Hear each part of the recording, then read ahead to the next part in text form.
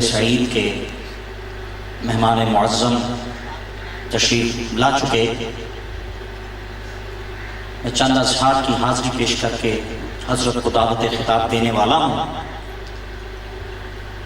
محترم حضور قبلہ شاہ صاحب اہل بیت کے حوالے سے کلام پیش فرما رہے تھے، تو بس کچھ یاد پڑا ہے کہ خدا مصطفیٰ مرتضیٰ کا اقرار واجب ہے۔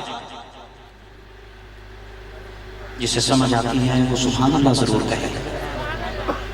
خدا مصطفیٰ مرتضیٰ کا اقرار واجب ہے، نبی کے پیغمبر کے ہر دشمن کا انکار واجب ہے۔ خدا مصطفیٰ مرتضیٰ کا اقرار واجب ہے، نبی کے پیغمبر کے ہر دشمن کا انکار واجب ہے۔ ارے ہم کسی فتوے یا ترمیم سے نہیں ڈرتے، شریعت بس وہ ہے کہ جس میں علی کا پیار واجب ہے۔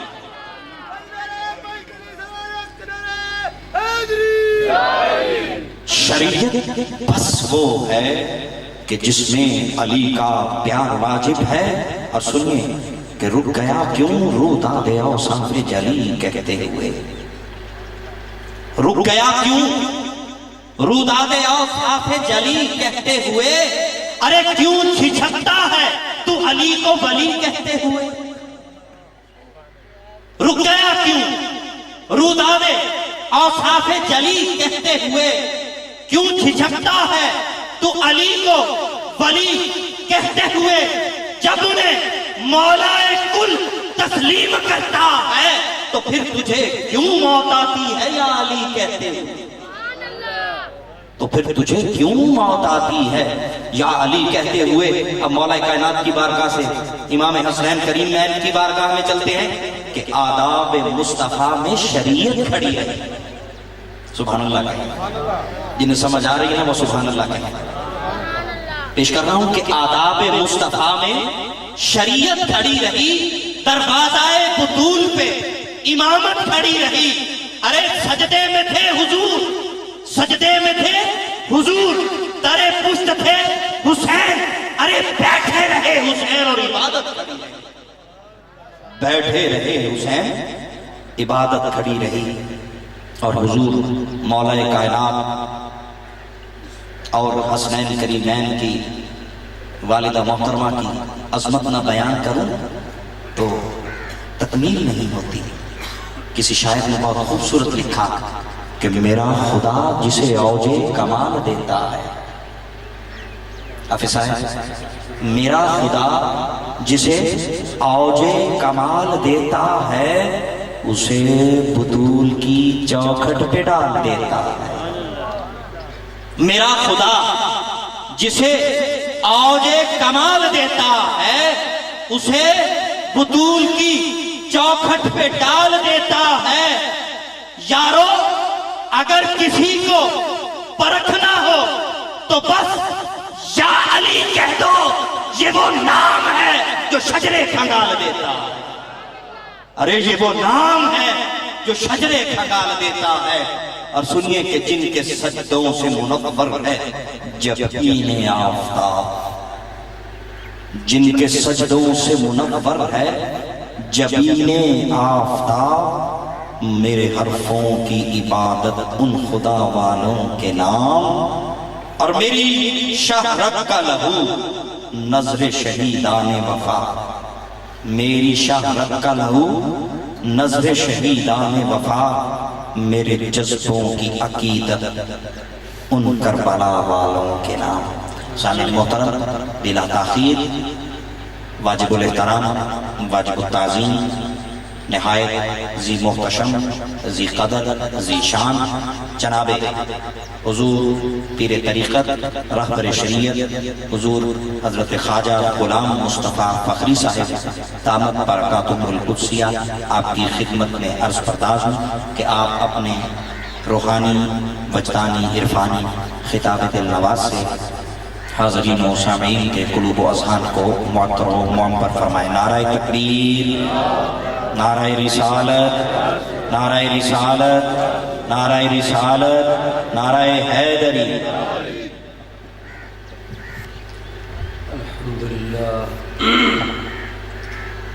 الحمد لله رب العالمين والعاقبة للمتقين والصلاة والسلام على سيد الأنبياء والمرسلين وعلى آله وأصحابه وأهل بيته وعترته وعشيرته وعلماء أمته وصلحاء ملته أجمعين. اللهم يا نور لك الحمد سديدا وصل على حبيبك المجتبى وعلى آله أبدا. اللهم يا نور قبل كل نور ويا نور بعد كل نور ويا نور فوق كل نور ويا نور تحت كل نور. لك النور وبك النور وفيك النور ومنك النور وإليك النور وأنت النور ونور النور ونور على نور. وصل على نورك الأنور وعلى آله السرج الغرر صلاة تنبر بها وجوهنا من نور وصدورنا من نور وعيوننا من نور واجسادنا من نور وارواحنا من نور. آمين آمين يا نور الانور المنير. اما بعد فقد قال الله تبارك وتعالى في الكلام المجيد والفرقان الحميد. فأعوذ بالله من الشيطان الرجيم. بسم الله الرحمن الرحيم. إن الذين آمنوا وعملوا الصالحات سيجعل لهم الرحمن ودا. صدق الله مولانا العظيم وبلغنا رسوله النبي الكريم الأمين ونحن على ذلك لمن الشاهدين والشاكرين والحمد لله رب العالمين. إن الله وملائكته يصلون على النبي يا أيها الذين آمنوا صلوا عليه وسلموا تسليما. الصلاة والسلام عليك يا سيدي يا رسول الله وعلى آلك وأصحابك يا سيدي يا حبيب الله.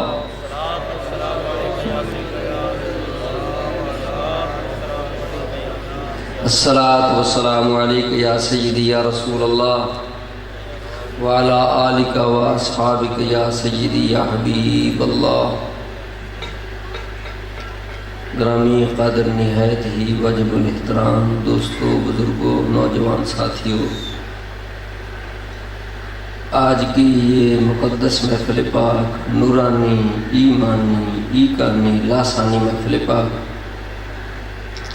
بسلسلہ عرس مبارک رئیس المتوکلین، انیس المتورعین، دیاء اہل یقین خواجہ عالم حضور بابا جی حضور رحمۃ اللہ علیہ، ان کی عرس پاک کی محفل پاک ہے.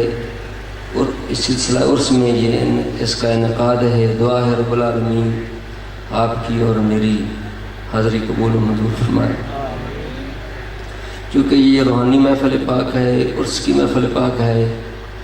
اس میں جو صوفیہ اکرام، اہل تصوف لوگ جو ہیں، ہمارے جو اکابرین ہیں، ان کا ذکر خیر، ان کی فیوز و برکات، ان کی اقوال جو اللہ کی توفیق سے میرے علم میں ہیں، میں انشاءاللہ عرض کروں گا. ویسے تو میری ایک حاضری بھی سکول کی نہیں ہے. اردو بولنے میں اگر کوئی غلطی ہو تو معذرت، کیونکہ میں اردو پڑھا ہوا نہیں ہوں، لیکن میری زبان پہ میرے ذوق میں آج یہ بات چل پڑی. تو کچھ معروضات میں استعراض کروں گا. اگر کسی کو سمجھ آ جائے تو ٹھیک ہے، نہ آئے تو وہ مجھے معذور سمجھے، کیونکہ الحمدللہ میرے بابا جی کا جو فیوز و برکات ہے، میں سمجھتا ہوں کہ اس کے سمجھنے والے لوگ موجود ہیں.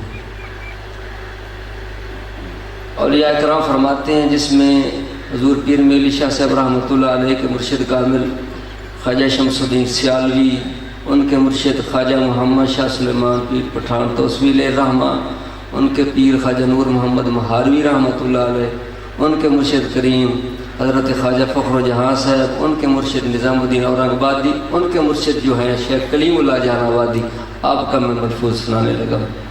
کشکول کلیمی میں آپ فرماتے ہیں کہ وجود مطلق بیشتر اس کے کہ وجود ذلی و کونی میں ظاہر ہو مخفی تھا۔ وجود مطلق بیشتر اس کے کہ وجود ذلی و کونی میں ظاہر ہو مخفی تھا، اس بے نشان کا کوئی نشان نہ تھا، پھر اس محبت کے تقاضے سے جو اس کو اپنے آپ سے ہے، پھر اس محبت کے تقاضے سے جو اس کو اپنے آپ سے ہے، کنت کنزا مخفیا فاحببت ان اعرف فخلقت الخلق، پس اس محبت کے تقاضے سے جو اس کو اپنے آپ سے ہے، اس نے اس بے نشانی سے نکل کر تنزلات میں ظہور فرمایا، اور جتنے بھی تنزلات یا تعینات میں اس نے ظہور فرمایا تو پوری کائنات میں جو اعلیٰ عرفہ اور اتم اور کامل جو اس کا تعین ہے وہ حضرت انسان، اس کا تعینات میں سے مختلف تعینات میں اس نے ظہور فرمایا، تو کامل اور عرفہ و اعلیٰ جو اس کا تعین ہے وہ ہے حضرت انسان۔ اور انسان کا کمال کس چیز میں ہے؟ تو شیخ کلیم اللہ جہاں آبادی فرماتے ہیں کہ انسان کا کمال یہی ہے کہ وہ اطلاق کی طرف رخ کرے، اور جس بے رنگی سے باہر آیا تھا پھر اسی میں لوٹ گیا۔ تو مباش یسلن کمال ہی است و بس، اس کے آگے اور کوئی کمال نہیں ہے۔ اس کا دنیا میں جو عروج جو پروٹوکول اس کو مل جائے، اس کو اتھارٹی مل جائے، اس کو پاور مل جائے، اس کو عہدے مل جائیں، جو کچھ بھی اس کو مل جائے، یہ اس کا انسان کا کمال نہیں ہے۔ انسان کا کمال جو ہے کہ وہ اطلاق کی طرف رخ کرے، اور جس بے رنگی سے باہر آیا تھا پھر اسی میں لوٹ جائے، بس اس میں اسی کا کمال ہے۔ اس میں اس کے آگے اور کوئی کمال نہیں، بس اس کا یہی کمال ہے۔ اگر اس کمال کو اس نے حاصل نہ کیا، درجہ فنائیت پر نہ کیا، سیر اللہ شروع نہ کیا، سیر فی اللہ میں اس نے غوطے نہ لگائے، اور بقاء باللہ کے درجے پر واپس نہ آیا، تو وہ انسان تو لوگوں کی نظر میں ہوگا لیکن حقیقت میں وہ انسان نہیں ہوگا۔ حیوان تو ہو سکتا ہے، انسان نہیں ہوگا۔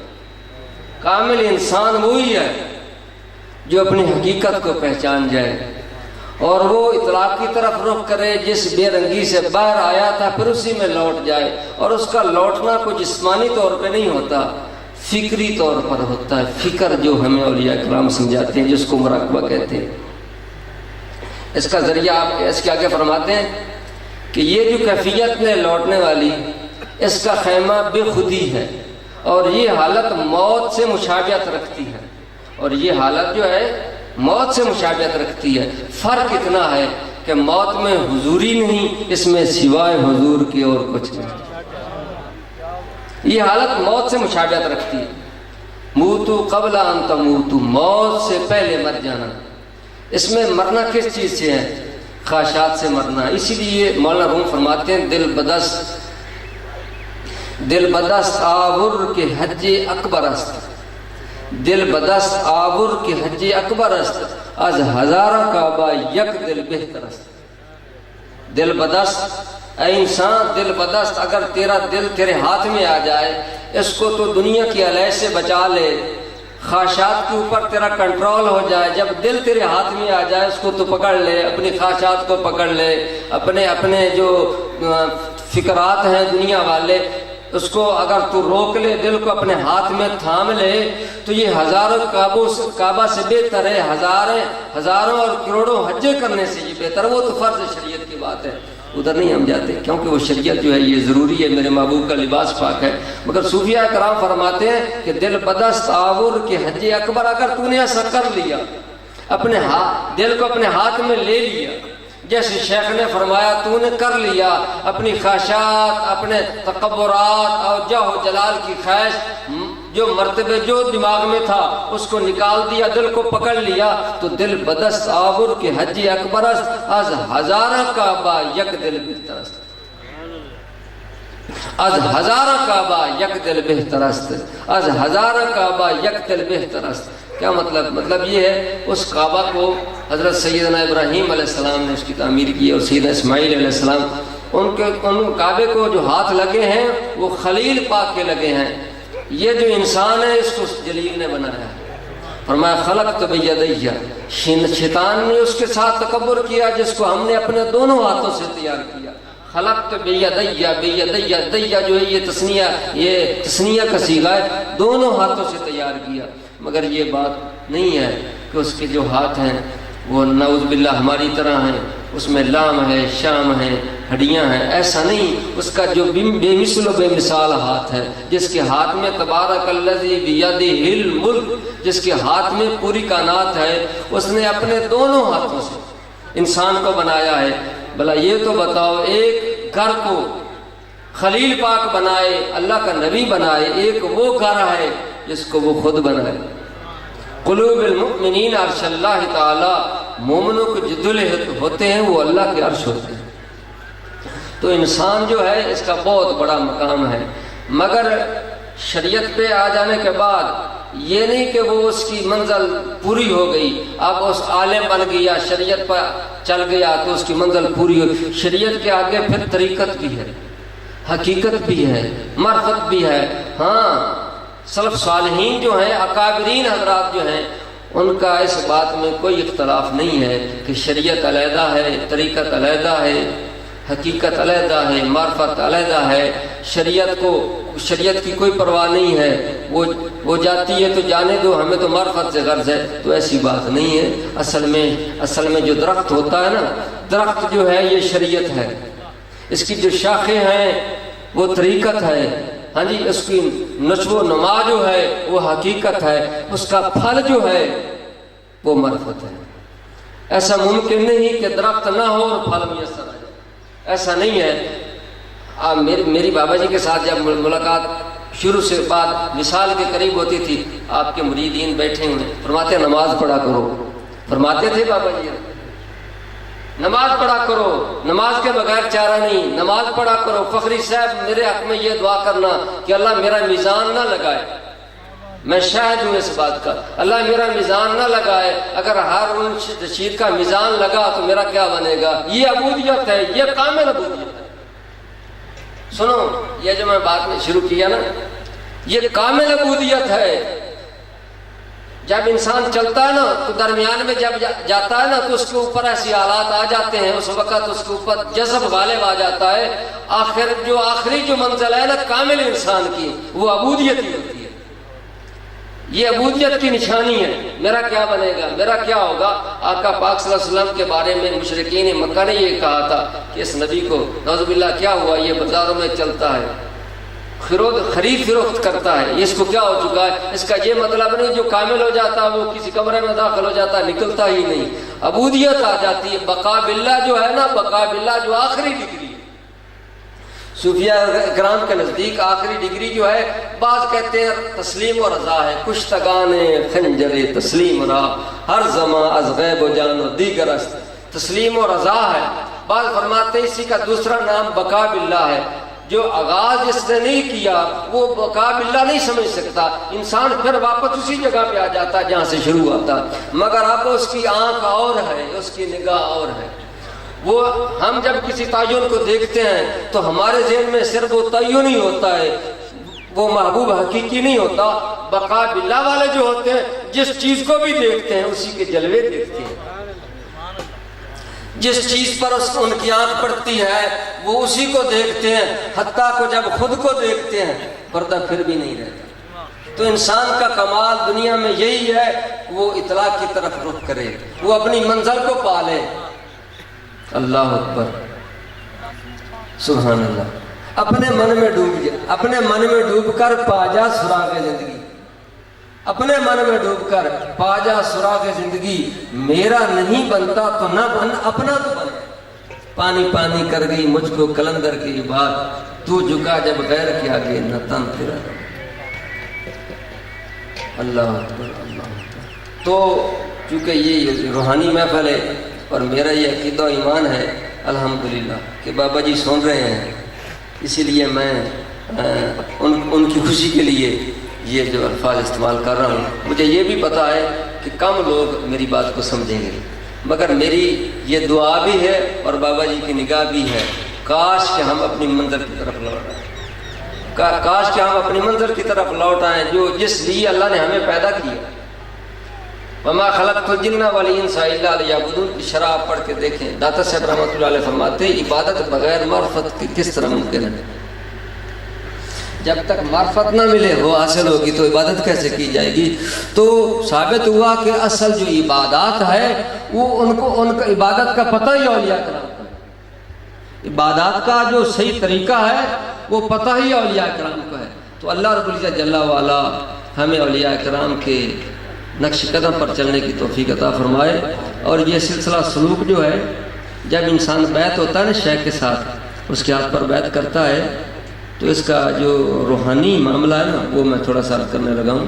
حضور داتا صاحب رحمۃ اللہ علیہ کشف المعجوب میں فرماتے ہیں کہ ایک دفعہ میرے اوپر ایک اضطرابی حالت آ گئی، اور میں کیا بیان کروں کہ نہ جانے کتنی حالتیں آتی ہیں، کتنی کیفیات ہوتی ہیں، کوئی اضطرابی شکل میں ہوتی ہے، کوئی سکون کی شکل میں ہوتی ہے، نہ جانے کن کن مراحل سے انسان کو گزرنا پڑتا ہے۔ تو فرمایا میرے اوپر ایک ایسی حالت طاری ہوئی، اس کو توڑنے کے لیے میں نے ایک اوتاد کی طرف رخ کیا۔ بہت بڑے مقام کے مالک تھے، اوتاد تھے، یہ ڈگریاں ہیں، ابدال، اخیار، ابرار، نقبہ، عقبہ، اوتاد، اس کی آگے یہ ڈگریاں، آخری ڈگری جو وہ قطب الاقطاب کی ڈگری ہوتی ہے، یہ بات بھی آپ سمجھ لیں، آخری ڈگری جو ہے نا وہ قطب الاقطاب کی ہوتی ہے۔ قطب الاقطاب کو ہی دوسرا لفظ غوث کہا جاتا ہے، اس کے آگے پھر کوئی ڈگری نہیں ہے، اس کے آگے پھر ساویت نبوت کا درجہ ہے۔ مگر یہ بات بھی قابل سماعت ہے کہ قطب لفظ قطب کیوں کہا گیا اس کو؟ یہ عربی لفظ ہے قطب الاقطاب، جو قطب کا لفظ جو ہے یہ عربی لفظ ہے۔ یہ قطب جو ہے اس کی جو شرح ہے وہ یہ ہے کہ جب انسان، وہ پہلے دور میں عورتیں جب آٹا پیستی تھی نا چکی پہ، کسی نے دیکھی ہوئی تو میرے ساتھ مجھے تائید کرو، وہ چکی ہے، اس کے دو پڑ ہوتے ہیں، ایک نیچے والا ایک اوپر، اس کے نیچے ایک کلی ہوتی ہے، کلی نے سارا وزن اٹھایا ہوا ہوتا ہے۔ جب آٹا کو باریک کرنا ہوتا ہے تو اس کو تھوڑا سا نیچے کر دیا جاتا ہے، تو وہ پڑ کا جو وزن دوسرے پر پڑتا ہے وہ آٹا زیادہ باریک پیسنے لگتی ہے۔ اگر موٹا کرنا ہو تو اس کو کلی کو اٹھایا جاتا ہے۔ تو اب یہ کلی جو چل رہی ہے نا، یہ نظام ہے، پڑ والا چکی والا نظام چل رہا ہے، یہ کلی پر چل رہا ہے، کلی کے سر پر چل رہا ہے۔ تو کائنات کا نظام قطب کے سر پر چلتا ہے، کائنات کا جو نظام ہے وہ قطب کے سر پر چلتا ہے، اور 7 قطب ہوتے ہیں۔ کائنات کی اگر تقسیم کی جائے تو ان کے 7 حصے بنتے ہیں، ایک حصہ کو اقلیم کہا جاتا ہے۔ تو 7 اقلیم ہیں اور 7 ہی اقطاب ہوتے ہیں، اور ان کے اوپر پھر ایک قطب الاقطاب ہوتا ہے۔ اس کی میں دوسری مثال نہ آپ کو دے دوں، اور مثال میں آپ کو دوں تاکہ علمی اضافہ تو ہو جائے نا۔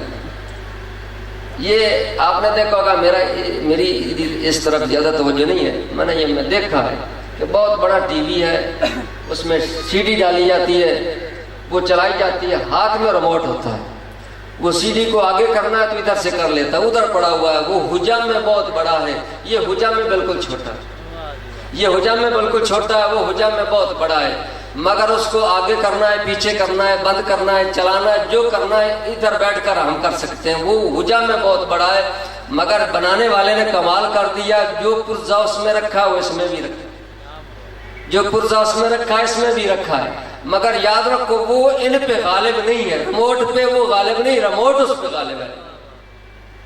حجم میں یہ چھوٹا ہے، وہ بڑا ہے، یہ اس پہ اوپر غالب ہے، بنانے والے نے اس کو غلبہ دیا ہے، یہ اس کے اوپر غالب ہے، اس کو بند بھی کر سکتا ہے، چلا بھی سکتا ہے، سی ڈی کو آگے پیچھے بھی کر سکتا ہے۔ جیسے یہ ریموٹ کام کر رہا ہے، اللہ کے دست قدرت میں ایک قطب ہوتا ہے، قطب الاقطاب ہوتا ہے، کائنات کا نظام اسی سے چلتا رہتا ہے، کائنات کا نظام اسی سے چلتا رہتا ہے۔ اسی کے ارادے سے چلتا رہتا ہے۔ حضور حضرت عبدالعزیز دباغ رحمۃ اللہ علیہ فرماتے ہیں کہ میں جو بات کرنے لگا ہوں کسی کی سمجھ میں نہیں آئے گی، لیکن میں کرنے لگا ہوں کہ لوگوں کے ارادے جو ہوتے ہیں وہ بھی اس کے ارادے ہوتے ہیں۔ میں نے بہت بڑی ہائی بات کر دی۔ لوگوں کے جو ارادے ہوتے ہیں نا، ارادہ ذہن میں آتا ہے، یہ بھی اسی کتب کے تابع ہوتا ہے، جیسے چاہے وہ کسی پر اپنا ارادہ ڈال سکتا ہے، یہ اس کو مقام سے۔ اور اس کی گواہی میں امام شرانی رحمۃ اللہ علیہ کی کتاب طبقات شریف اور الیواقیت والجواہر کا الحمدللہ تھوڑا سا مطالعہ کیا ہے۔ امام شرانی فرماتے ہیں حضور غوث پاک محبوب سبحانی، آپ تھک تو نہیں گئے؟ حضور غوث پاک محبوب سبحانی عبدالقادر جیلانی شہباز لامکانی رضی اللہ عنہ، آپ مجلس میں جب تشریف لے جاتے تھے نا تو لاکھوں کا مجمع ہوتا تھا، ہزاروں کا نہیں، لاکھوں کا مجمع ہوتا تھا۔ اور آپ جب مجمع میں داخل ہوتے تھے تو آپ کے ارد گرد آپ کے غلام ہوتے تھے جو آپ کو منبر تک لے جانے کے لیے وہ آپ کے ارد گرد رہتے تاکہ آسانی سے چلے جائیں، تو لوگ کھڑے ہو جاتے تھے، لوگ والہانہ محبت کرتے تھے، رومال لگاتے تھے آپ کے کندھوں پہ، پھر رومال کو بوسے دیتے تھے، جہاں آپ پاؤں لگاتے تھے ادھر ٹوٹ پڑتے تھے۔ ایک دفعہ جب آپ گئے نا تو کوئی بھی کھڑا نہ ہوا، جو آپ کا خاص خلیفہ تھا وہ آپ کے ساتھ تھا، کوئی ایک آدمی بھی کھڑا نہ ہوا۔ ادھر آؤ، ادھر ہٹو، بابا جی آ رہے ہیں، حضور غوث پاک آ رہے ہیں، تھوڑا سا رستہ دو، تھوڑا سا رستہ دو، ادھر ہو جاؤ، ادھر ہو جاؤ۔ وہ سوچنے لگا کہ آج جو میرے پیر صاحب کا جو مقام ہے، شیخ عبدالقادر جیلانی کا جو مقام ہے، اس کو آج کیا ہوا ہے؟ پہلے تو جب ہم مجلس میں آتے تھے تو لوگ کھڑے ہو جاتے تھے، آج کیا ہوا ہے؟ لوگوں کو اٹھانا پڑا۔ تو آپ تھوڑا سا چلنے کے بعد اپنے غلام کی طرف توجہ سے دیکھا، جو سوچ رہا تھا کہ آج میرے غوث کی غوثیت کو کیا ہوا ہے، اس کی طرف دیکھ کر مسکرا دیے، بس آپ مسکرائے تو لوگ کھڑے ہو گئے، آپ مسکرائے تو لوگ کھڑے ہو گئے، پھر ان سے کنٹرول بھی نہ ہو سکا۔ آپ نے ان کے کان میں یہ بات بتائی کہ میں آپ کو یہ دکھانا چاہتا تھا، ٹیکنیکل دکھانا چاہتا تھا کہ لوگوں کے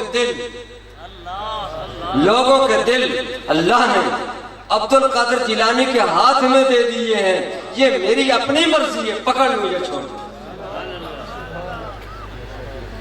لوگوں کے قلوب، لوگوں کے دل اللہ نے عبدالقادر جیلانی کے ہاتھ میں دے دیے ہیں، یہ میری اپنی مرضی ہے، پکڑ لوں یا چھوڑ دوں۔ ٹیکنیکل دکھایا، پریکٹیکل دکھایا کہ تو نے دیکھ لیا، پہلے میں نے ان کو چھوڑ دیا تھا بیٹھے رہے، اب میں نے ان کو پکڑ لیا تو اٹھ کر کھڑے ہو گئے، تو ہم پکڑے ہوئے ہیں، ہم اپنے طور پہ نہیں ہیں، ہمیں پتا ہم اپنے طور پہ آئے ہیں، مجھے بھی پتا ہے، میں سوچتا ہوں میں اپنے طور پہ آیا ہوں، میں شاید کچھ سوچتے ہوں گے یہ میرا طارق صاحب پہ احسان ہے، طارق صاحب نے مجھے بلایا ہے، اس نے مجھے دعوت نامہ بھیجا ہے، طارق صاحب پہ میرا احسان ہے، حافظ صاحب پہ میرا احسان ہے، فلاں پہ میرا احسان ہے، میں نے قیمتی وقت نکالا ہے، میں نے قیمتی وقت نکالا ہے، بابا جی کے آستانے پہ آیا ہوں، بس اسی لیے میں مجبور تھا کہ اگر نہ آتا تو نہ جانے طارق صاحب کیا سوچتے رہیں گے، اس لیے میں آیا ہوں۔ یہ غلط فہمی ہے، اس کو نکالو، یہ غلط فہمی ہے۔ کنٹرول کرتے نہ آتے، کنٹرول کر لیتے نہ آتے، دنیاوی معاملے میں بھی تو طارق صاحب ہم سے خفا ہوتے رہتے ہیں، نہ آتے نہیں۔ اگر آپ آئے ہیں، رات کو محفل میں آئے ہیں، دن کو آئے ہیں، وقت نکالا ہے، ان میں آپ کا کوئی کمال نہیں، یہ تو میرے بابا جی کا کمال ہے۔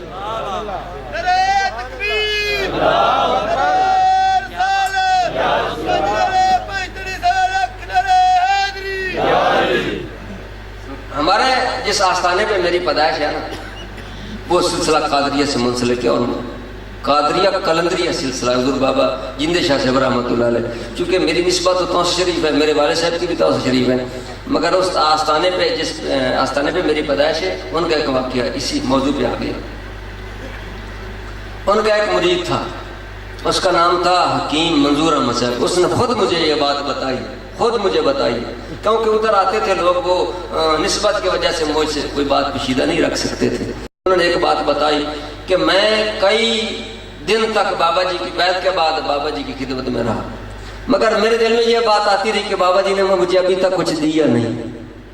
یہ شکوہ شاید ہمارے کسی کے دل پر بھی ہو کہ میں نے اتنا عرصہ بابا جی کے ساتھ گزارا ہے، بابا جی نے مجھے کچھ دیا نہیں، یہ غلط فہمی ہے، یہ غلط فہمی ہے۔ کیا جنرل سٹور کسی نے بنایا اس لیے بنایا؟ ہر چیز موجود ہے، خدا کرے یا الہ العالمین آج ایک کا بھی میرے پاس نہ ہے، ایسا جنرل سٹور بنا ہوا ہر چیز رکھی ہوئی ہے، دعا مانگ رہا کہ الہ العالمین آج صبح سے شام تک میرے پاس کوئی بھی نہ ہے، مجھے زحمت ہوگی سودا دینے کی زحمت ہوگی، آج میرے پاس کوئی بھی نہ ہے، دعا مانگے گا؟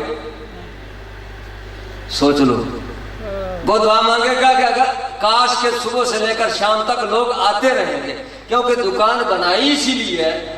تو جو یہ کہہ رہا ہے میں نے اتنا ٹائم بابا جی کے ساتھ گزارا یا فلاں بزرگ کے پاس گزارا، اس نے مجھے کچھ دیا نہیں ہے، تو اس میں آپ کے لینے میں فرق ہے۔ انہوں نے دکانیں بھی اس لیے چلائی ہیں کہ کوئی لینے والا ہے۔ حضرت علی پاک فرما دیتے کاش علی کے سینے میں جو ہے کوئی لینے والا مل جائے، ہاتھ مارتے تھے۔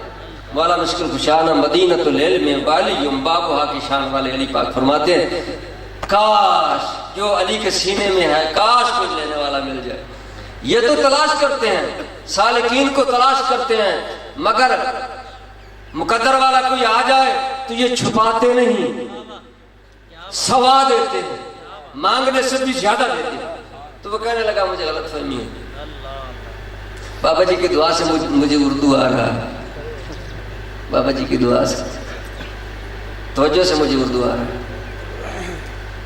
وہ کہنے لگا میں نے سوچا کہ 6 ماہ ہو چکے ہیں، سال ہو چکے، بابا جی ناجی ابھی تک مجھے کچھ نہیں دیا۔ تو میں نے پڑھا تھا اور میں نے بھی پڑھا، اور میں اگر کوئی شوق سے پڑھے، جو بابا جی کے ساتھ 1 سال 2 سال جس نے گزارے ہیں، اگر وہ شوق سے پڑھے تو میں انشاءاللہ اس کو اجازت بھی دیتا ہوں۔ رسالہ روئی شریف، رسالہ روئی شریف سلطان باؤ رحمۃ اللہ علیہ کا اگر کوئی پڑھنا چاہے بابا جی کا غلام تو پڑھ سکتا ہے، کیونکہ بابا جی کی تربیت جو تھی وہ کمال درجے کی تھی، آپ پڑھ سکتے ہیں انشاءاللہ۔ رسالہ روئی شریف میں نے خود پڑھا ہے کہ سلطان باؤ رحمۃ اللہ علیہ فرماتے ہیں اے سالک جلدی میرے پاس آ، اے سالک جلدی میرے پاس آ جا، بس تیرے آنے کی لیٹ ہے، جب تو آ جائے گا تو میں تجھے ایک نگاہ سے بکمال کر دوں گا۔ اور میرے رسالہ روئی کو پڑھو، یہ میری ذاتی تصنیف نہیں ہے، یہ کسی اور کی، اس میں یہ راز یا سے میرے شاہد گواہ ان کے پاس وہ رسالہ شریف ہے۔ تو فرماتے ہیں جو اس رسالہ کو نہیں پڑھتا اسے قسم کہ وہ پڑھے، جو رسالہ شریف کو نہیں پڑھتا اسے قسم اگر وہ پڑھے میں فیض نہ دوں تو پھر مجھے قسم۔ ایسے ایسے آپ کے جو دعوے ہیں وہ حق پہ مبنی ہیں اور سچے دعوے ہیں، تجربہ کیا۔ تو میں جو بات کرنے لگا تھا اس کے دل میں یہ بات آ گئی کہ سلطان باؤ کے پاس چلتے ہیں، وہ تو ایک نگاہ سے کام کر دیتے ہیں۔ بابا جی کے پاس میں اتنی دفعہ اتنا ٹائم رہا، کچھ نہیں دیا، وہ چل پڑا۔ اس نے مجھے بتایا، واقعہ تو بہت لمبا ہے مگر میں اس کو شارٹ کٹ کرنے لگا ہوں تھوڑا تھوڑا۔ کہنے لگا راستہ میں جب بھی رات گزارتا پیدل چلنا شروع ہوا، جیسے آپ صاحب کو بہت بڑی شہادت ملی، اللہ تعالیٰ جزاک مزید جزا سے نوازے اور روحانیت سے نوازے، میری دعا۔ راستے میں جب رات پڑتی تو وہ کسی آستانے پہ رہتا، کسی فقیر کے پاس رہتا تھا، دادا صاحب بھی اسی طرح فرمایا۔ تو جب میں ایک دفعہ ایک آستانے پہ گیا نا، باہر ان کے مرید بیٹھے تھے، اندر سے وہ جو نا پیر تھا، ان کا جو طریقہ تھا کلندری تھا، انہوں نے اردو میں نہ جانے اس کو کیا آسا کہتے ہیں، مگر ہماری زبان میں اس کو متار کہتے ہیں، متار، پنجابی میں اس کو ڈنڈا کہتے ہیں، متار کہتے ہیں۔ وہ بہت لمبی متار لے کر میرے پیچھے بھاگنا شروع کر دیا، میں ان کے آگے آگے، وہ میرے پیچھے پیچھے۔ کہ ادھر کیوں آیا تو، ادھر کیوں آیا تو؟ مجھے ایسا لگتا تھا کہ مجھے ایک ہی مار دے گا، ولایت لینا تو کو جا رہی، جان بھی جا رہی ہے۔ دوڑتا رہا، آگے سے ایک اور بزرگ نکلا، نہ جانے وہ کہاں سے نکلا، ان کا عجیب روپ تھا۔ اس نے جب دیکھا اس نے کہا ٹھہرو، تم جانتے ہو ان کو یہ کون ہے؟ ٹھہرو، تم جانتے ہو یہ کون ہے؟ اس نے کہا بس ابھی میں واپس جاتا ہوں، بس ابھی میں اس کو کچھ نہیں کہوں گا، بس ابھی چلتا ہوں بزرگوں میں، ابھی چلتا ہوں۔ وہ واپس چلا گیا۔ وہ بزرگ میں اس کو پہچانتا نہیں تھا، پھر اس کے آگے چلتا رہا۔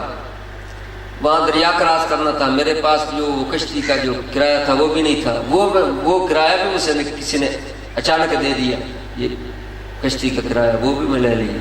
کافی معاملات ہیں، چلتا رہا۔ آخر کار جب میں سلطان باؤ کے آستانے پہ پہنچا، یقین تھا کہ رات کو ملیں گے، کیونکہ ایک کشف نومی ہوتا ہے، ایک کشف نومی ہوتا ہے، وہ نیند کا محتاج ہوتا ہے۔ جس کو کشف نومی ہوتا ہے وہ کوشش کرتا ہے کہ نیند آ جائے، نیند میں میرا وہ جو سین ہے نا عالم مثال کھل جائے گا، کچھ مجاہدات ہو جائیں گے۔ یہ کشف نومی ہوتا ہے۔ جو ولی کامل ہوتا ہے وہ نومی کشف کا پابند نہیں ہوتا۔ دل دریا سمندروں ڈونگے کون دلا دیا جانے ہو، وچے بیڑے وچے جیڑے وچے مجموعانے ہو، 14 طبق دلے دے اندر تبو بگڑتا ہے۔ وہ کشف نومی کا پابند نہیں ہوتا۔ جب بھی وہ آنکھ بند کرتا ہے کام چل جاتا ہے۔ مگر جو آپ کے میرے پیارے دوست ہیں جو بابا جی کی تربیت یافتہ ہیں، ان کو میں یہ بات کہنے لگا ہوں، کشف کے بھی پیچھے نہیں پڑنا چاہیے۔ جب تک فنائیت مکمل نہ حاصل ہو جائے، نہ انوار کے پیچھے پڑے اور نہ کشف کے پیچھے پڑے۔ جب تک فنا مکمل نہ ہو جائے اس وقت تک کشف کے پیچھے نہیں پڑنا چاہیے۔ اگر آپ نے آنکھ بند کر لیا تو آسمان نظر آیا ہے، زمین نظر آ رہی ہے، ہاں جی ہندوستان نظر آ رہا ہے، تو ہندوستان سے تو ہم نے آنکھ بند کرنی تھی، ہم نے کائنات کے لیے تو آنکھ بند کر دی، پھر کائنات کو دیکھنا ہی شروع کر دیں تو پھر نقصان ہو جائے گا۔ فنا سے پہلے پہلے سوائے ذات کے دماغ میں کچھ بھی باقی نہ، فنا کے بعد پھر اس کی مرضی ہے، جو ڈیوٹی لگائے گا وہ کام چلائے گا۔ افسر بننے کے بعد جو اس کی ڈیوٹی ہے وہ اپنی ڈیوٹی کرے۔ ڈیوٹی کرنے سے پہلے اس کا کمال کشف نہیں ہے، اس کا کمال انوار و تجلیات نہیں ہے، اس کا کمال نہ ہونے دے، وہ نقطے پہ چلا جائے، وہ زیرو ہو جائے۔ نمبر بنائے ہوئے، ہمارا 1 نمبر ہے، کوئی کہتا ہمارے 2 نمبر ہے، کوئی کہتا ہے میرے پاس 50 تو میرے 10 نمبر ہیں۔ جب اکابرین کے پاس جاتے ہیں وہ نمبر گراتے گراتے زیرو پہ لے آتے ہیں، وہ نمبر گراتے گراتے زیرو پہ آ جاتے ہیں۔ جب انسان زیرو پہ آ جاتا ہے تو انسان بن جاتا ہے۔ اللہ اکبر۔ چلے گئے سلطان باؤ کے پاس، چونکہ ابھی تک مقام حاصل نہیں تھا، کشف نومی کے پابند تھے۔ میں رات کو سویا اس نیت پہ سویا کہ سلطان باؤ مجھے ملیں گے تو مجھے نواز دے، تکلف سے سویا، کوشش کی کہ مجھے نیند آئے کہ سلطان باؤ ملے۔ اللہ، آخرکار مجھے نیند آ گئی تو سلطان باؤ رحمۃ اللہ علیہ بھی مل گئے۔ ملنے کے بعد آپ نے فرمایا جہاں سے آیا واپس لوٹ دے، جہاں سے آیا واپس لوٹ دے۔ حالانکہ یہ تمنا تو یہ لے کر گئے تھے کہ ایک نگاہ سے میرا کام بن جائے گا، جن کا یہ دعویٰ حق پہ مبنی تھا کہ میں ایک نگاہ سے کام کر سکتا ہوں تو اس میں شک بھی نہیں، وہی فرما رہے ہیں واپس لوٹ گیا۔ جس مرد کلندر کے پاس سے تو آیا ہے ادھر لوٹ گیا۔ یہ نہیں کہ ادھر چلا جائے تو جلدی فیض مل جائے گا، ادھر چلا جائے تو جلدی فیض مل جائے، ادھر چلا جائے گا تو جلدی فیض مل جائے گا، ایسا نہیں۔ جس کے ساتھ تو بندھا ہوا، جس کے ساتھ تیری نسبت ہے وہاں مضبوط ہو جا، جہاں تیری نسبت ہے وہاں مضبوط ہو جا، ان کے ساتھ تیرا ایک عہد ہو چکا ہے۔ ہاں اس کے علاوہ اپنے عہد کو مضبوط کرتے ہوئے پھر کسی کے پاس اگر کوئی اتفاقاً کوئی ملاقات ہو جائے تو پھر ڈرنے والی بات نہیں، پیچھے ہے پھر ڈرنے والی بات نہیں۔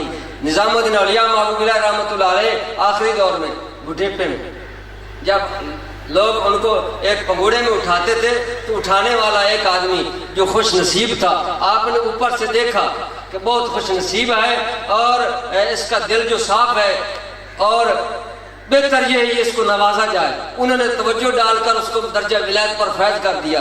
جب انہوں نے اتارا آپ نے سوچا یہ میرے دست دوستی کرے گا، میری احسان مندی جو میں اس پہ احسان کیا ہے وہ اظہار کرے گا، اس نے توجہ ہی نہ کی۔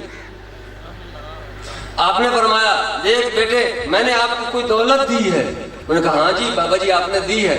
آپ فرمایا تو میری ساتھ توجہ نہیں کرتا، اس نے کہا آپ تو میرے واقف نہیں ہے، یہ کمال ہے تو میرے پیر کا کمال ہے جس نے آپ کے دل میں یہ بات ہے۔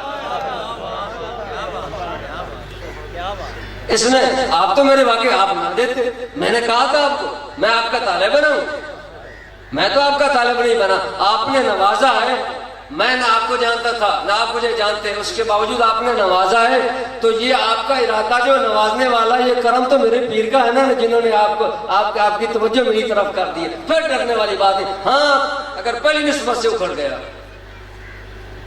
پہلی نسبت سے اگر بھٹک پڑا تو پھر کوئی پتہ نہیں، کیونکہ ایک پتھر جو ہوتا نا، پتھر کے اوپر ایک تھوڑا چھوٹا پتھر ہے، چٹان ہے تھوڑی سی، اگر وہ ہل جائے نا متحرک ہو جائے تو اس کے اوپر سبزہ نہیں ہوتا۔ یہ بات سمجھنے والی.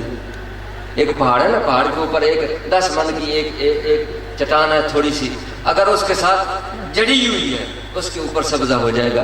اگر وہ جڑی ہوئی نہیں, متحرک ہے, تو یقیناً اس کے اوپر سبزہ نہیں ہوگا, کیونکہ وہ متحرک ہے. جو ایک دفعہ متحرک ہو جاتا ہے تو پھر کوئی پتہ نہیں ہوتا وہ کتنی دفعہ بھی متحرک ہو جاتا ہونے کا خطرہ. جو ایک دفعہ جڑ جاتا ہے تو بہت آگے نکل گیا. فرمایا اسی طرف چلا جا جہاں سے آیا. واپس لوٹنے لگا, مشقتوں سے آتا رہا چیچا وطنی میں آیا. میرے پاس کرایہ نہیں تھا. ایک آدمی ملا, اس نے مجھے کچھ پیسے دیے, مجھے یاد نہیں ہے, نسیان ہے, نہ جانے کتنے پیسے دیے. ان پیسوں سے میں نے تھوڑے سے سر بھی کیے اور نصف پیسوں سے میں نے جلیبی لے لی. ان پیسوں سے میں نے نصف پیسوں سے میں نے جلیبی لے لی. اس ارادے سے لی کہ بابا جی جو ہے وہ بہت سخی ہیں, جب ان کے پاس جلیبی ان کے سامنے رکھوں گا اس کو وہ تقسیم کرنا شروع کر دیں گے, وہ آپ بابا جی کو بھول جائے گا کہ کدھر گیا تھا. بابا جی کی توجہ کو دوسری طرف مبذول کرنے کے لیے میں نے یہ بہانہ بنایا جلیبی کا, کہ بابا جی کے پاس جب جلیبی رکھوں گا نا تو وہ آپ کی ساری توجہ جلیبی کی طرف ہو جائے گی, تو تقسیم کرنا شروع. آپ سخی تھے وہ. جب میں گیا تو آپ تشریف فرماتے, میں نے ان کے ساتھ سامنے وہ جلیبی رکھی. جب رکھی دیکھ لی, فرمانے لگے تو کہاں گیا تھا, کہاں گیا تھا؟ میں کیا بتاؤں, میں نے تو سوچا تھا کہ ان کی طرف توجہ تو جلیبی کی طرف ہو جائے. کہاں گیا تھا بتاتا نہیں. جی بابا جی. پھر کیا ملا؟ سلطان بابا نے کیا کہا؟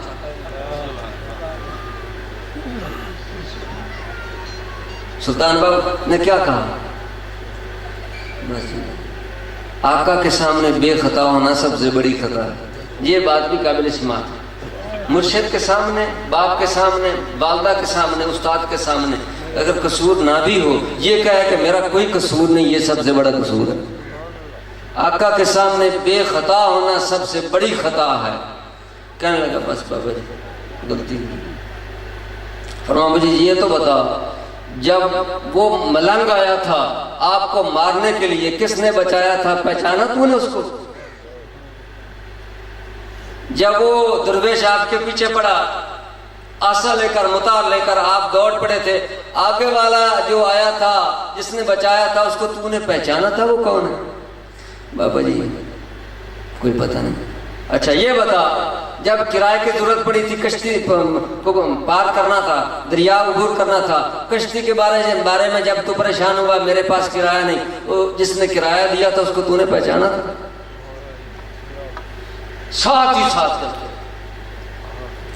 تو یہ اکابرین کا مقام ہوتا ہے.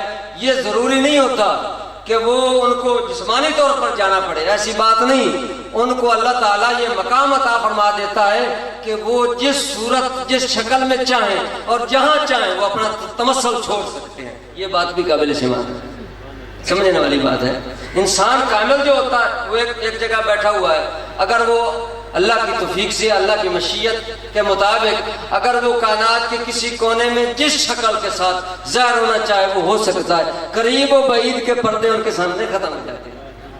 اسی لیے تو شیر محمد شرف علی رحمۃ اللہ علیہ, آپ کا ایک مرید تھا نا, وہ ہرنام سنگھ کراڑ تھا, ان کی وہ نوکری کرتا تھا. بہرحال واقعہ لمبا شارٹ کٹ کرتا ہوں. جب وہ اس کو گاڑی پہ بٹھایا, ریل گاڑی پہ بٹھا دیا, وہ لاہور صداگری پہ چلا گیا. صداگر تھا. جب گھر میں آیا, اس کی وائف جو تھی, اس کی بیوی جو تھی, اس کا ارادہ خراب ہو گیا کہ ہرنام سنگھ تو چلا گیا, آج میرے پاس رات کو آنا. وہ مسلمان تھا, ڈرتا تھا. جب وہ گھر میں داخل ہوا, آگے سے ہرنام سنگھ آ رہا ہے, آگے سے ہرنام سنگھ آ رہا ہے. وہ واپس لوٹ گیا, کمرے میں سو گیا. جب کل کو ملاقات ہوئی, اس نے کہا تم کیوں نہیں آیا؟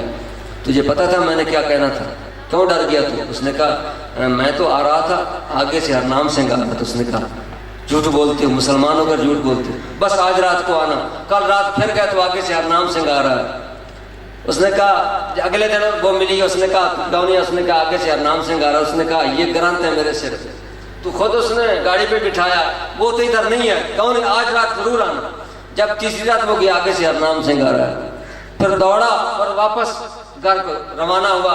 اب کوئی اور مزدوری کر لیں گے، اس کی نوکری چھوڑ دیتا ہوں، لیکن اپنے شیخ کامل کی زیارت کرتے ہوئے چلا جاؤں۔ جب بیت و آپ جمعہ پڑھا رہے تھے، جمعے کا خطبہ دے رہے تھے، جب وہ آیا اور پیچھے بیٹھ گیا، آپ تقریر کرتے ہوئے اپنے بات جو تھی اس کو ختم بھی نہیں کیا تھا، وہاں روکی، فوراً کہنے لگے اے میرے مرید جو ہے نا وہ خود اپنا خیال کیا کریں، مجھے بار بار ہرنام سنگھ نہیں بنا جاتا، مجھ سے بار بار ہرنام سنگھ نہیں بنا جاتا، میرے جو مرید ہیں وہ خود اپنا خیال کیا کریں، مجھے یہ تکلف نہ دیا کریں، مجھ سے بار بار ہرنام سنگھ کے روپ میں آنا میرے اوپر تکلف ہو۔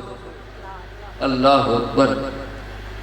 تو ایک حدیث پاک، داتا صاحب کا ایک واقعہ میں نے شروع کیا تھا اضطرابی حالت والا، جب کہو تو سنا دو۔ مجھے تو اتنی توقع نہیں تھی، میرا سوچ تھا 15 منٹ تقریر کا، وہ بھی پنجابی ہوں، اب اردو بھی چل رہی ہے، ٹائم پنجابی ہوتی ہے۔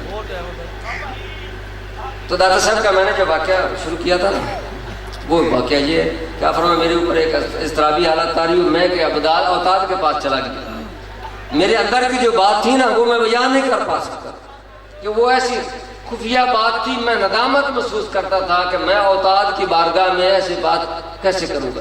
جب میں مسجد میں گیا، وہ مسجد میں بیٹھے تھے، جب میں مسجد میں داخل ہوا تو وہ میرے سوال کا جواب دے رہے تھے، جب میں داخل ہوا تو میرے سوال کا جواب دے رہے تھے، میں سوچنے لگا یہ تو میرا سوال تھا جس کا یہ جواب دے رہے، الہ العالمین تیرا شکر ہے کہ تو نے مجھے اس ندامت سے بچایا کہ میں نے ابھی تک سوال بھی نہیں کیا تو یہ جواب دے رہے ہیں۔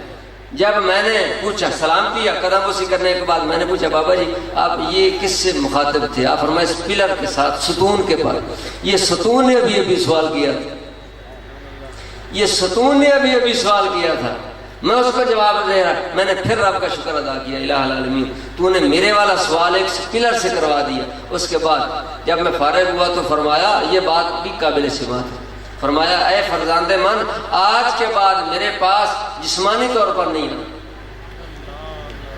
آج کے بعد اے فرزند من میرے پاس جسمانی طور پر نہیں آنا، اتنی مشقتیں آپ نے اٹھائی، ہاں اگر آنا ہو تو روحانی طور پر آ جایا کرو،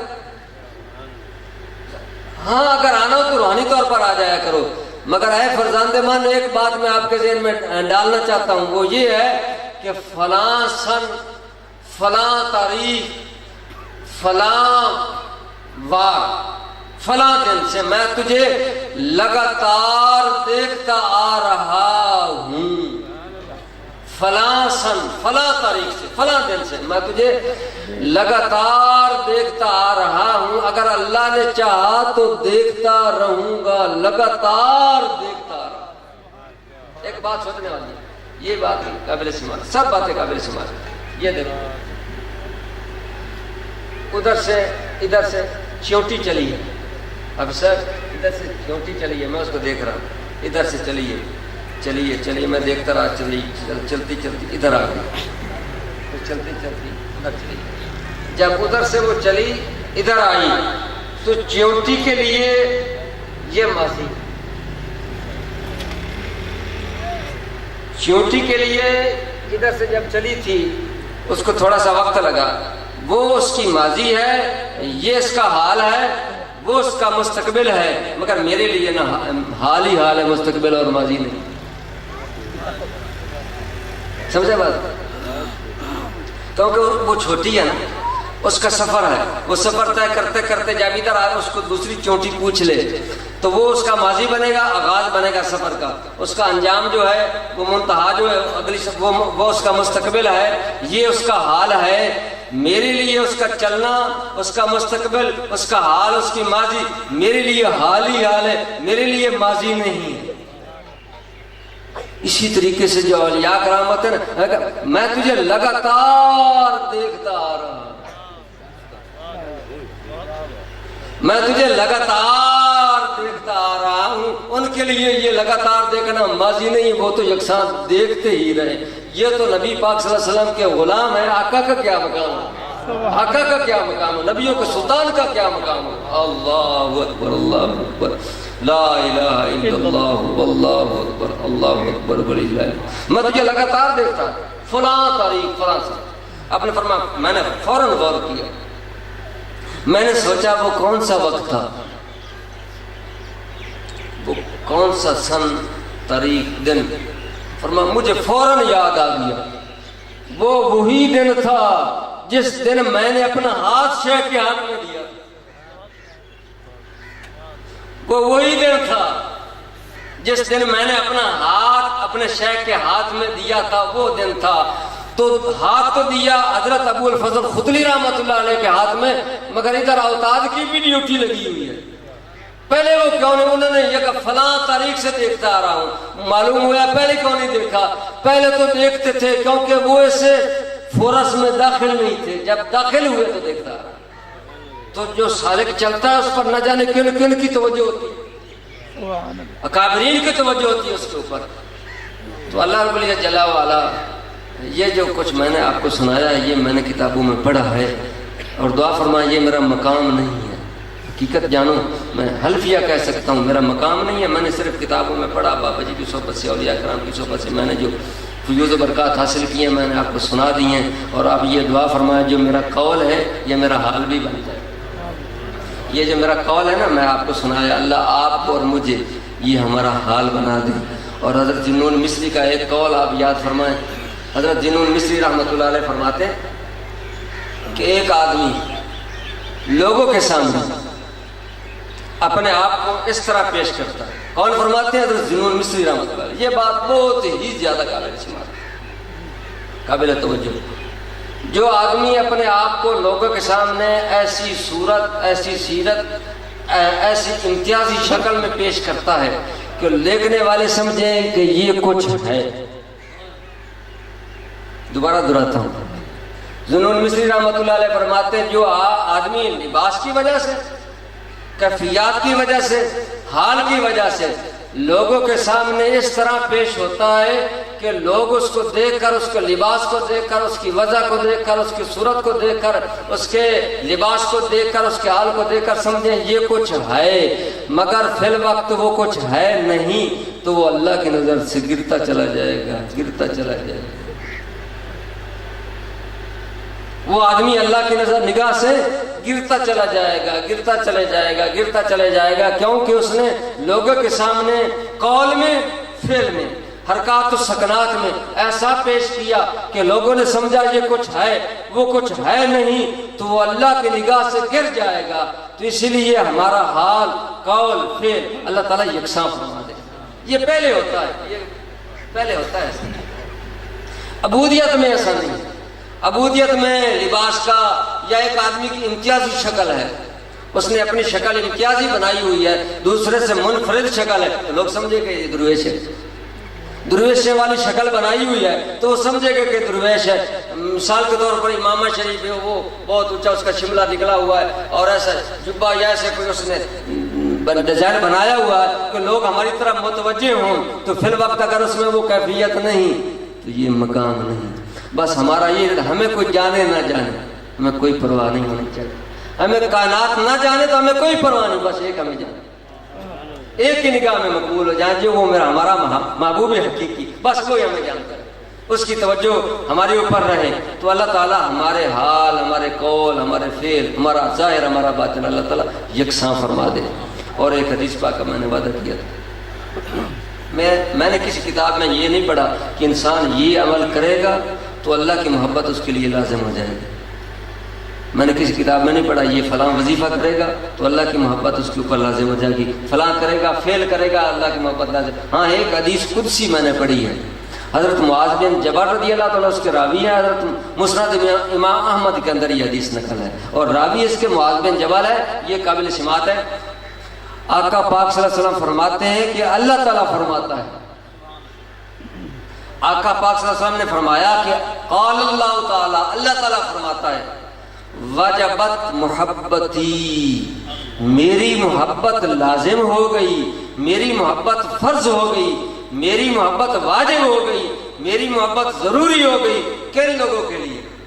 للمتحابین فیہ، جو دو آدمی آپس میں پیار کرتے ہیں، پیار تو آپس میں کرتے ہیں، مقصود میری ذات ہے، سبحان اللہ، جو آپس میں پیار کرتے ہیں فیہ، میری وجہ سے کرتے ہیں، آپس میں محبت کرتے ہیں میری وجہ سے کرتے ہیں، میری خاطر کرتے ہیں، ملتے ہیں ایک دوسرے کو، مقصود محبوب حقیقی ہوتا ہے۔ ان کا مطلوب مقصود جو ہوتا ہے وہ محبوب حقیقی ملتے ایک دوسرے کو. آپ حلفیہ یہ بیان دے سکتے ہیں کہ ہم مرشد کے پاس آتے ہیں تو اللہ کے لیے نہیں آتے، کسی اور کام کے لیے آتے ہیں. سالک جو ہوتا ہے وہ مرشد کے پاس اللہ ہی کے لیے تو آتا ہے، اللہ کا مظہر سمجھتا ہے، اللہ کا مظہر سمجھتے وہ آتا ہے. تو فرمایا للمتحابین فی، ایک دوسرے کے ساتھ پیار کرتے ہیں تو میری خاطر کرتے ہیں. والمتجالسین فی، ایک مجلس میں بیٹھتے ہیں، والمتجالسین فی، ایک مجلس میں بیٹھتے ہیں، جلوس کرتے ہیں، بیٹھتے ہیں، نشست کرتے ہیں تو فرمایا میرے لیے کرتے ہیں. والمتجالسین فی، میں آپ سے پوچھنا چاہتا ہوں آپ کس کے لیے بیٹھے؟ آپ جو آئے ہیں رات کو بھی آئے تھے، دن کو بھی آئے، کس لیے آئے؟ اللہ کے لیے آئے. بزرگوں کی محبت میں آئے ہیں، اللہ کے لیے آئے ہیں. والمتجالسین فی، ایک مجلس میں بیٹھتے فرمایا میرے لیے بیٹھتے ہیں. آگے فرمایا والمتبادلین فی، ایک دوسرے پہ خرچ کرتے ہیں تو میرے لیے کرتے ہیں. آگے جو ہے سبحان اللہ، والمتزاورین فی، ایک دوسرے کے چہرے کو دیکھتے ہیں میرے لیے. والمتزاورین، ایک دوسرے کی زیارت کرتے ہیں، ایک دوسرے کی زیارت کرتے ہیں فرمایا فی، میرے لیے کرتے ہیں. چہرہ مسلمان بھائی کا دیکھتے ہیں، دیکھتے میرے لیے. ایک دوسرے کی زیارت کرتے ہیں تو میرے لیے کرتے ہیں. جو ایسا کرتے ہیں ان کے لیے میری محبت، ان کے لیے میری محبت فرض ہوگی، واجب ہوگی جو یہ کام کرتے ہیں. تو الحمدللہ میں دعوے سے یہ بات کہہ سکتا ہوں کہ یہ جو محفل ہے صرف محبوب حقیقی خدا کی محبت میں یہ منائی گئی ہے، بزرگوں کے احترام کے لیے منائی گئی ہے. اور ہم اپنے شیخ کے بارے میں جو عقیدہ رکھتے ہیں بیٹھے ہوئے آپ کے، ہم جو ہیں وہ شیخ کو اللہ کا مظہر سمجھتے ہیں. مگر بابا جی کی جو تربیت تھی یہ منفرد تھی. اس میں نے ایک بات بابا جی کی صحبت میں ایک بات نوٹ کی ہے، وہ میں آپ کو سنانا چاہتا ہوں. میں نے کافی ایسے پیروں کو دیکھا جو مریدوں کا یہ ذہن بناتے ہیں کہ میں ہی تیرا مقصود ہوں. تارک صاحب، جن لوگوں نے بابا جی کی صحبت اختیار کی ہے، فیوز برکات حاصل کی ہیں، اکثر پیر اعظام جو ہوتے ہیں نا وہ تصوف کو خود نہیں جانتے. وہ کوشش کرتے ہیں کہ مرید بس میرا بن جائے، مرید کا یہ ذہن بن جائے کہ بس میرا مقصود بس یہ پیس ہے، میرا مقصود صرف یہ پیس ہے، میں بس وہ میرا ہی پجاری رہ جائے. اس کا یہ ذہن بناتے ہیں. بابا جی کی تربیت یہ تھی کہ وہ یہ نہیں چاہتے تھے کہ بس میرا بن جائے، وہ چاہتے تھے کہ اپنا بن جائے. بابا جی کی یہ تربیت تھی، ان کی کوشش یہ تھی کہ میرے ساتھ میرے پاس جو آئے ان کی ایسی تربیت کروں وہ اپنا بن جائے، اپنا بن جائے، اس کو اپنا پتہ چل جائے، ان کو اپنا پتہ چل جائے. خاص اور بہترین تربیت تھی بابا جی. اور آپ کا فیوز و برکات رواں دواں ہے. اور ہمارا اس بات پہ یقین ہے کہ اولیاء اکرام جب مزار میں چلے جاتے ہیں تو ان کو فیوز و برکات تو بڑھ جاتے ہیں، ہم نہیں ہوتے. یہ دعویٰ میرے دادا پیر صاحب نے کیا. خواجہ محمد شاہ سلیمان فرماتے ہیں 4 سال تک میں اپنے پیر کے مزار پہ فیض لیتا رہا. 4 سال تک مزار پہ رہا اور فیض لیتا رہا.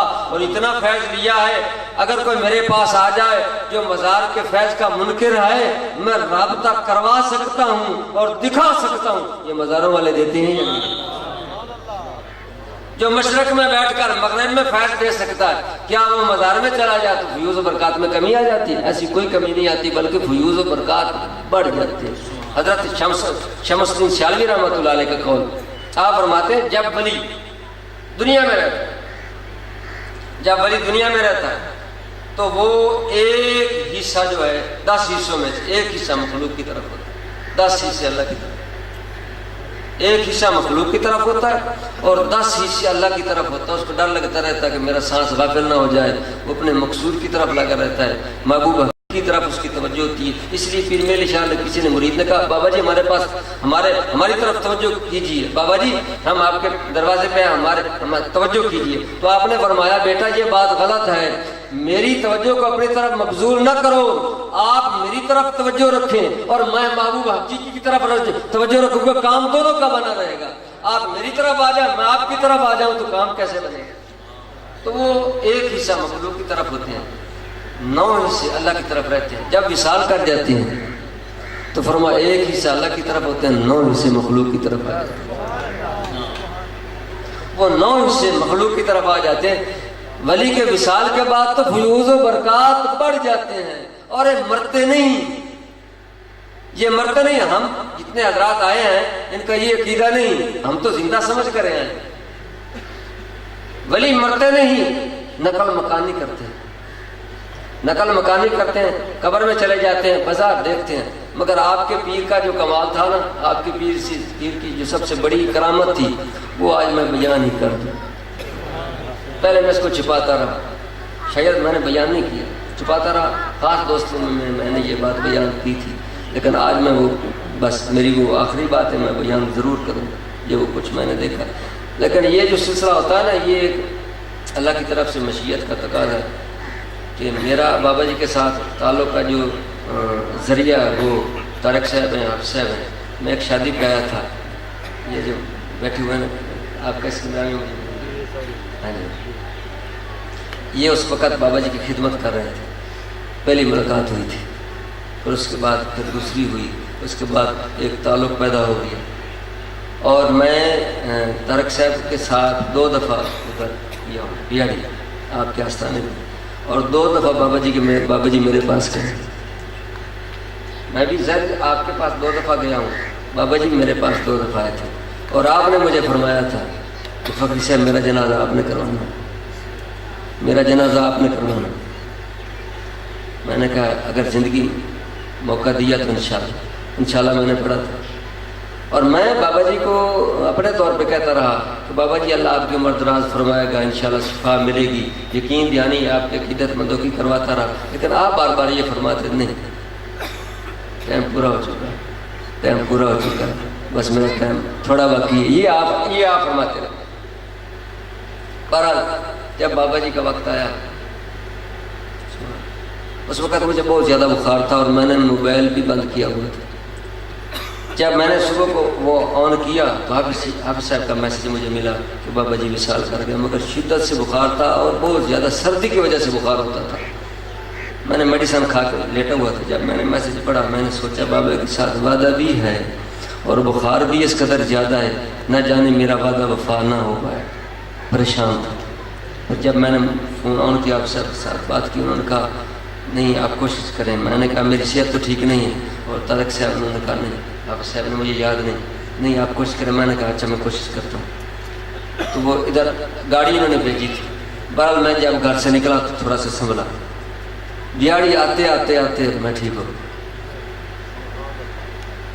جو کپ کپی تھی وہ بھی ختم ہو گئی، اور مجھے توفیق ملی الحمدللہ۔ میں ادھر لیٹا نہیں رہا، میں بیٹھا رہا، مجھے طاقت ملی۔ اور جب بابا جی کا جب وہ ادھر آپ کا جسم مبارک لائے تھے نا نفوذ قدسیہ کو، تو میں نے جنازہ پڑھا بابا جی کا، پھر ساتھ ہی ادھر آئے تدفین و تکفین کے لیے ادھر آئے نا۔ تو یہ بات حافظ صاحب کے ذہن میں آئی تھی، مجھے اس بات کا نہیں پتا تھا کیا راز ہے۔ بعد مجھے دوستوں نے بتایا بھی تھا، کسی نے مجھے بتایا تھا، مجھے یاد نہیں۔ تو حافظ صاحب نے یہ کیا، حالانکہ ان کے صاحبزادے جو تھے ان کا حق تھا، بعد میں نے یہ محسوس کیا یہ ان کے صاحبزادے کا حق تھا، حافظ صاحب نے مجھے کیوں دیا۔ پھر اس میں نے یہ بھی سوچا کہ حافظ صاحب کے اوپر جو کنٹرول ہے وہ بابا جی کا ہے، یہ بابا جی کی طرف سے ہو رہا ہے۔ انہوں نے کہا کہ جب آپ نے ملنا مل لو، بابا جی کا سلام کر لو، زیارت کر لو، آخری زیارت فقری صاحب کریں گے۔ اور کچھ تبرکات بھی مجھے دیے کہ آپ نے اندر رکھنے ہیں۔ میں نے کہا اگر میری ملاقات آپ نے بابا جی سے کروانی ہے تو آپ زیارت کر لو، دور چلے جائیں، ایسا ہی نا حافظ صاحب؟ میں نے کہا آپ پھر دور چلے جائیں۔ حالانکہ انہوں نے کہا ان کے صاحبزادے کو، حالانکہ حق ان کا تھا، ان کا آپ بھی زیارت کر لیں، انہوں نے زیارت کر لی، وہ بھی سائڈ پہ ہو گئے۔ میں نے سائڈ پہ اس لیے کیا تھا، میں نے بابا جی کے ساتھ کوئی بات کرنی تھی، وہ سائڈ پہ ہو گئے۔ میں نے کہا یہ راز فاش نہ ہو جائے، میں اس میں اندر چلا دیا، سینے سے اندر چلا گیا۔ قریب جا کر میں نے کہا آپ نے میرے ساتھ وعدہ کیا جنازے کا، وہ میں نے وفا کیا۔ الحمدللہ میرا یہ عقیدہ و ایمان ہے کہ اللہ کے ولی مرتے نہیں ہیں، مگر تھوڑی سی یقین دہانی کروانے کے لیے تھوڑی سی آنکھیں کھولو، تو میں نے کھلی دیکھی، میں نے کہا بس تھوڑی سی آنکھ کھولو نا، مجھے یقین تو ہے، میں نے کتابوں میں پڑھا ہے۔ ہمارا آپ کے ساتھ ایک تعلق اور بھی تھا، وہ یہ تھا کہ وہ ان کی نسبت بھی بابا صاحب کے ساتھ تھی اور میری نسبت بھی بابا صاحب، اسی لیے ہمارا ایک روحانی تعلق تھا۔ بابا جی سے میں نے پوچھا، بابا جی ہماری اتنی جو آپس میں محبت ہو چکی ہے، اس کا کیا معاملہ ہے، اس میں کیا وجہ ہے؟ بیٹا یہ تو ایسا ہی کشش ہوتی ہے۔ میں کہا نا بابا جی لگتا ہے کہ بابا صاحب کے پاس، نے کہا میرے شیخ نے جب میری بیعت کروائی تھی تو بابا جی کے مزار پہ ہاتھ رکھ کر کروائی تھی۔ میں نے کہا میرا بھی روحانی تعلق بابا صاحب ہے، یہ بابا صاحب کی طرف سے ہی ہے۔ تو میں نے کہا آپ مہربانی فرمائے نا، تو میں نے آپ کی جھوٹے پہ خدا کی لعنت ہے، تھوڑی سی آنکھیں کھولو، تھوڑی سی کھولو، تو تھوڑی سی آنکھیں کھلی میں نے دیکھی۔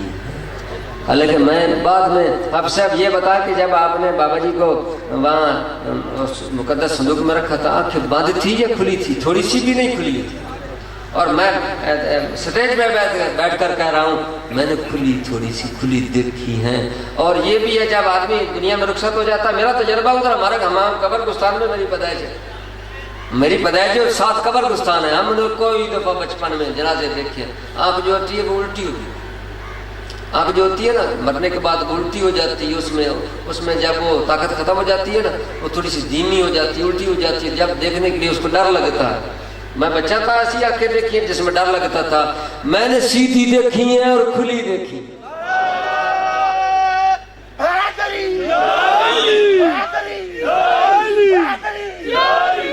سیدھی دیکھی ہیں، پتلی میرے سامنے ہے، اوپر نہیں گئی، اور تر و تازہ دیکھی ہے اور کھلی دیکھی ہے۔